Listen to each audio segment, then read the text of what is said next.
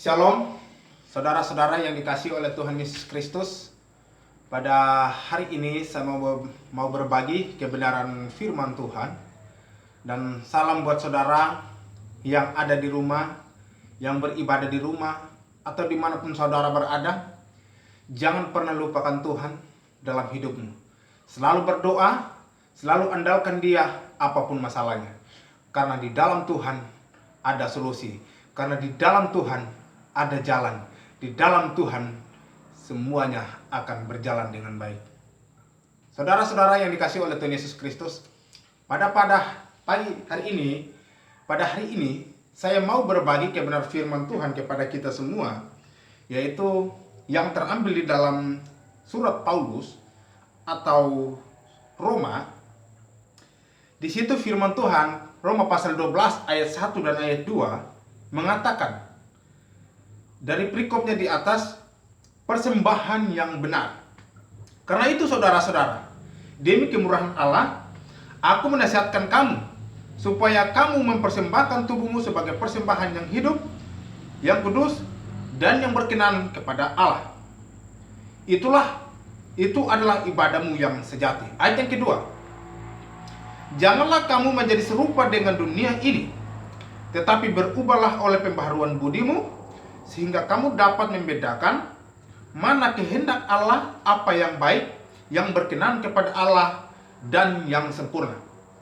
Nah, saudara-saudara, yang paling penting kita perhatikan dalam kebenaran firman Tuhan ini, di Roma pasal 12, bahwa sebagaimana Rasul Paulus menuliskan surat ini kepada jemaat yang ada di Roma, supaya mereka mempersembahkan persembahan yang benar.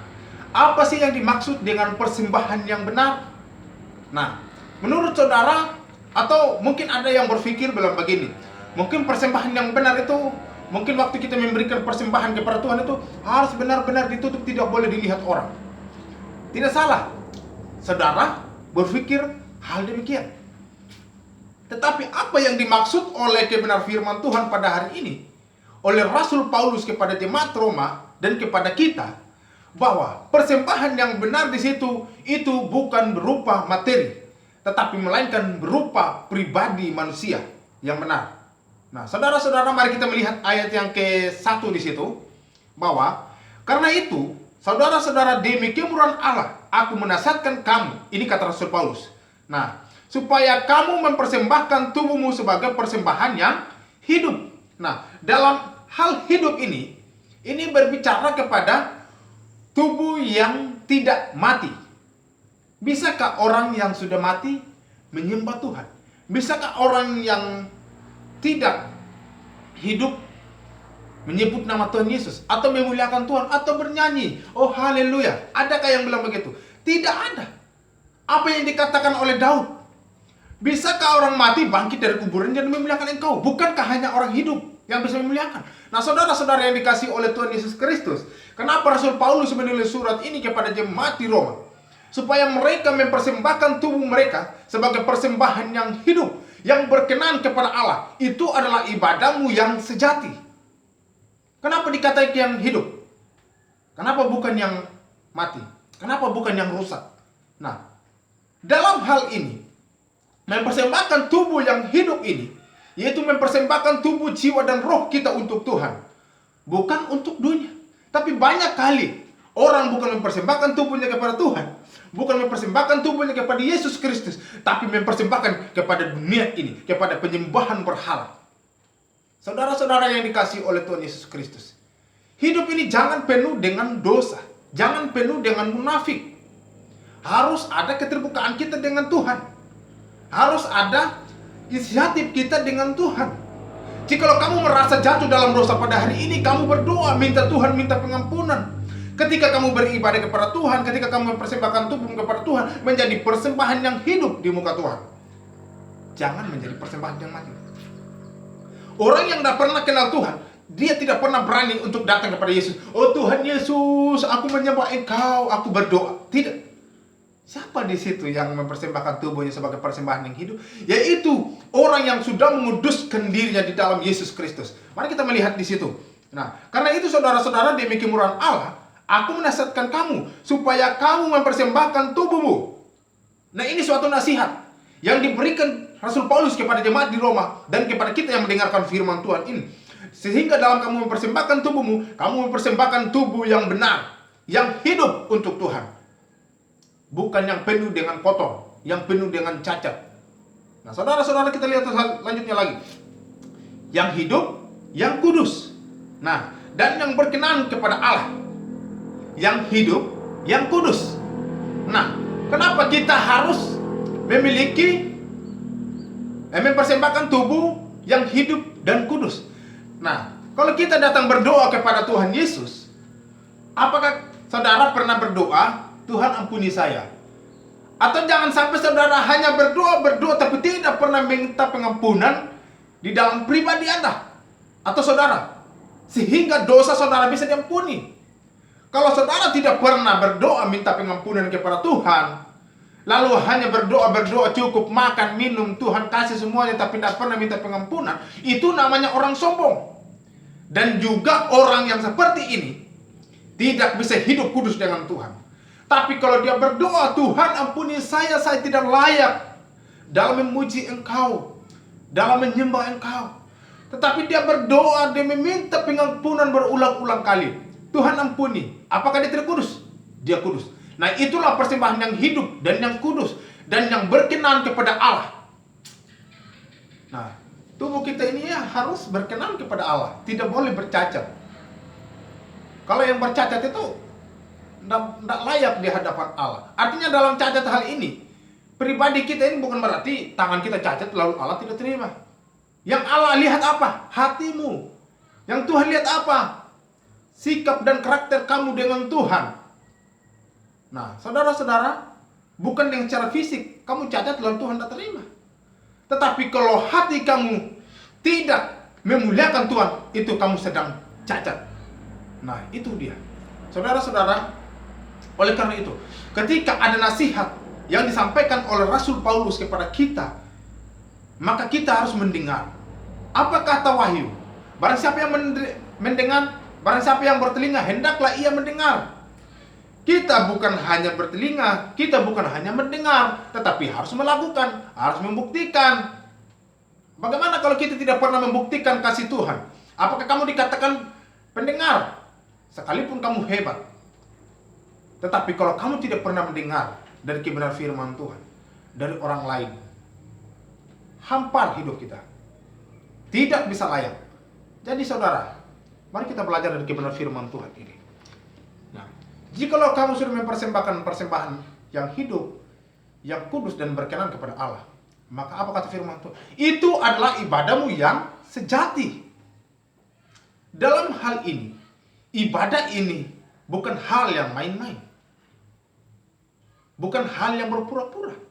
Beda yang berpura-pura. Yang sejati ini kekal.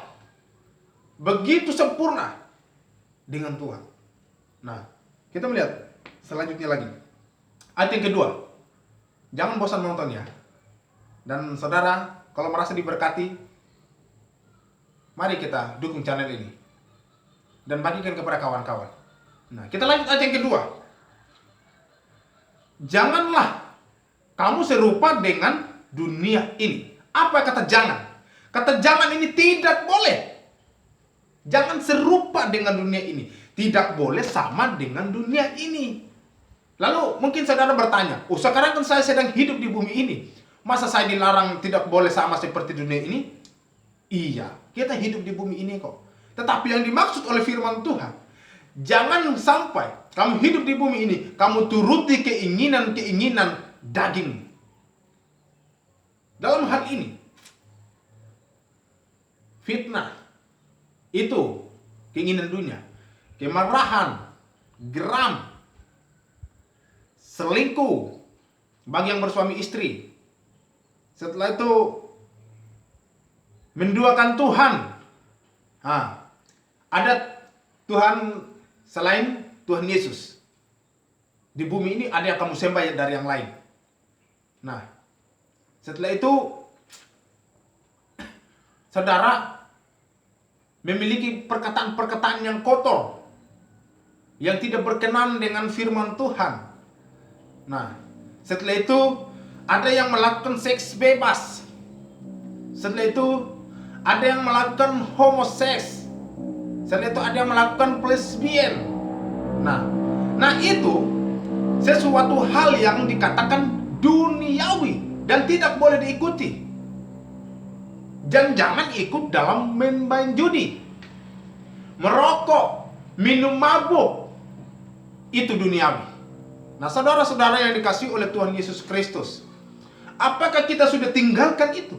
Apakah kita sudah hapus itu? Apakah kita sudah menjauhkan itu dari diri kita? Atau masih kita melakukan? Oleh karena itu, mari kita koreksi diri kita. Mari kita memperhatikan pribadi kita dengan Tuhan. Apakah benar Tuhan sudah kuduskan kita? Apakah kamu sudah berdoa kepada Tuhan? Tuhan, mulai hari ini saya berhenti rokok. Mulai hari ini saya berhenti minum mabuk. Mulai hari ini saya berhenti menjudi. Mulai hari ini saya berhenti melakukan seks bebas. Mulai hari ini saya tidak mau lagi melakukan berbagai macam dosa. Nah, apakah sudah ada itu? Itu kembali dalam pribadi Anda. Nah, saudara-saudara, saya sebagai hamba Tuhan membagikan kebenaran firman Tuhan ini supaya kita bisa belajar, supaya kita bisa memahami apa artinya kita hidup di bumi ini. Nah, tetapi berubahlah oleh pembaharuan budimu sehingga kamu dapat membedakan mana kehendak Allah yang baik dan yang berkenan kepada Allah dan yang sempurna. Nah, kita bisa membedakan. Kalau kita sudah memiliki kehidupan yang baru, yang berubah di dalam Yesus Kristus, maka kita bisa membedakan mana yang baik, yang berkenan kepada Allah, dan yang sempurna. Dan kita juga tahu mana yang jahat. Ketika kita sudah hidup dalam kebenaran, maka kita akan tetap bertekun untuk Tuhan. Tetapi jika kita masih hidup di dunia dalam kedagingan kita, maka kita pasti akan melupakan Tuhan. Maka kita pasti menduakan Tuhan. Ada Tuhan lain selain daripada Tuhan Yesus. Sehingga itu firman Tuhan bilang, berubahlah oleh pembaharuan budimu sehingga kamu dapat membedakan mana kehendak Allah, mana yang baik dan yang berkenan kepada Allah. Nah, apakah hidup ini sudah berkenan untuk Tuhan? Apakah kita sudah berdoa supaya kita berkenan untuk Tuhan? Apakah kita sudah bisa membedakan mana kehendak Allah dan mana kehendak dunia? Atau dalam diri kita masih kita mengikuti kehendak sendiri, bukan kehendak firman. Nah, saudara-saudara, mulai hari ini saya rindu kepada kita semua, sebagaimana kita benar-benar menyucikan pribadi ini, benar-benar membersihkan diri kita untuk Tuhan, bukan untuk dunia. Setan, kita harus berani mengalahkan dia di dalam nama Yesus. Aku kalahkan kamu. Jangan kita kalah dengan kegelapan, sebab kita lebih hebat Tuhan ciptakan. Amin. Nah, saudara, jangan lupa nonton video ini. Nonton sampai selesai. Jangan lupa like, comment, dan subscribe. Tuhan Yesus memberkati. Shalom.